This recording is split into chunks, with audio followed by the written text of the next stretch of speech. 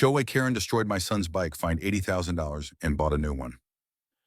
The day Karen drove her SUV over my son's bike, I swear the neighborhood shook. It wasn't just the crunch of metal that got me. It was her smirk, like she'd won some petty war. My 8-year-old, Timmy, stood frozen, his little hands trembling as he watched his prized possession get crushed. We'd just moved to Willow Creek, a tidy suburban enclave with manicured lawns and a homeowners association that ruled like a small dictatorship. I'm Lisa, a single mom juggling a nursing job and raising Timmy, who's been my rock since his dad left us 3 years ago. The bike, a shiny red Schwinn with a bell he rang proudly, was his birthday gift, saved up from months of overtime shifts. It was freedom for him, a way to explore the cul-de-sacs and make friends.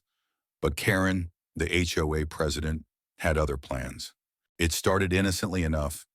Timmy loved riding loops around our street, his laughter echoing through the quiet evenings. The neighborhood kids joined him, their bikes weaving like fireflies. Karen, though, had a vendetta against clutter. She'd patrol in her pristine white SUV, clipboard in hand, citing people for untrimmed hedges or kids' toys left out overnight. Her emails, signed Karen W., HOA president, were infamous condescending lectures about community standards. I'd gotten one about Timmy's bike being improperly parked on our own driveway. I ignored it, thinking she'd move on. She didn't. The complaints escalated. One day, a note taped to our mailbox demanded Timmy stop riding on the sidewalk because it disturbed the aesthetic. I laughed it off. Timmy was 8, not a street racer, but Karen's obsession grew. Neighbors whispered about her history, finding a family for a basketball hoop, threatening to tow someone's car for a scratch on their garage door. She thrived on control, and Timmy's bike became her fixation.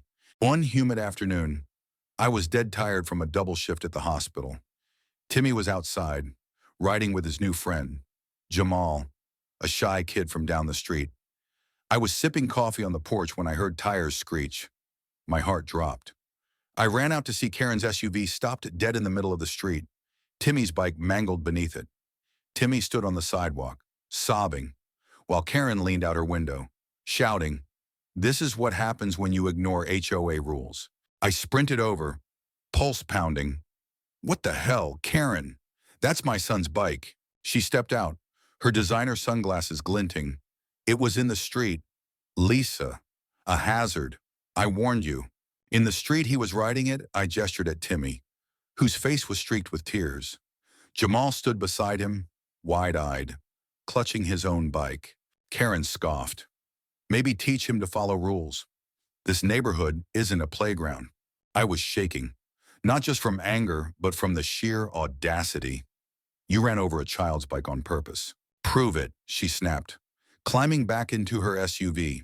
She peeled out, leaving the crumpled bike like roadkill. Timmy ran to me, burying his face in my side. I hugged him tight, promising we'd fix this. But inside, I was boiling. Karen had crossed a line. That night, I couldn't sleep. Timmy's bike wasn't just a toy, it was his joy, his independence.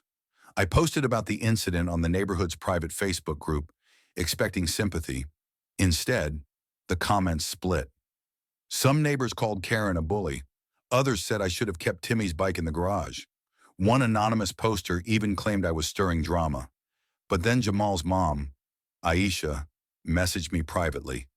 "Check your security camera," she wrote. I saw Karen circling before it happened. My heart raced. We'd installed a cheap Ring camera after a package theft last year.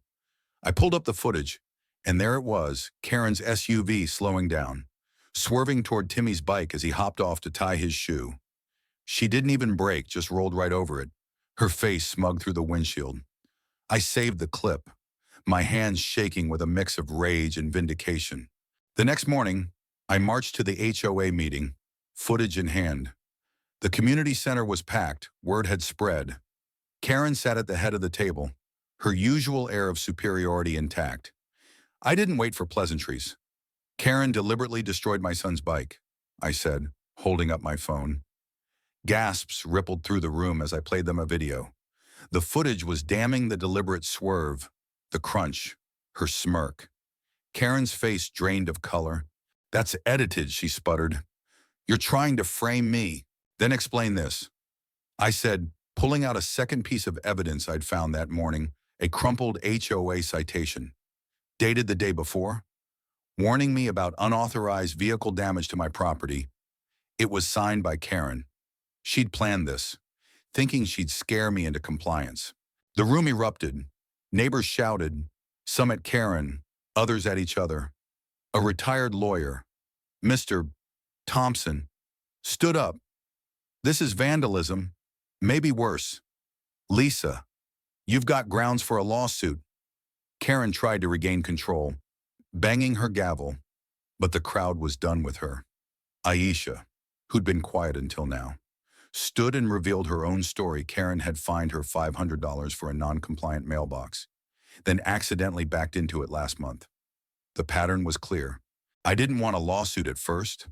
I just wanted justice for Timmy. But Karen's defiance pushed me over the edge. I'm pressing charges," I said, staring her down. Her eyes widened, but she doubled down, muttering about her authority as HOA president. That was her mistake. The twist came from an unexpected source, Mrs. Nguyen, a quiet widow who rarely spoke at meetings. She stood, clutching a stack of papers. "I've been keeping records," she said softly. "Karen's been skimming HOA funds for years, thousands for landscaping that never happened. Repairs to her own house." She handed the papers to Mr. Thompson, who scanned them and whistled. "This is embezzlement." The room went silent. Karen's face was a mask of panic. She stammered, "That's a lie," but Mr. Thompson was already dialing the police. The meeting dissolved into chaos, but I felt a strange calm. This wasn't just about Timmy's bike anymore. It was about dismantling a tyrant. The police arrived, and Karen's world unraveled. The vandalism charge for Timmy's bike was just the start.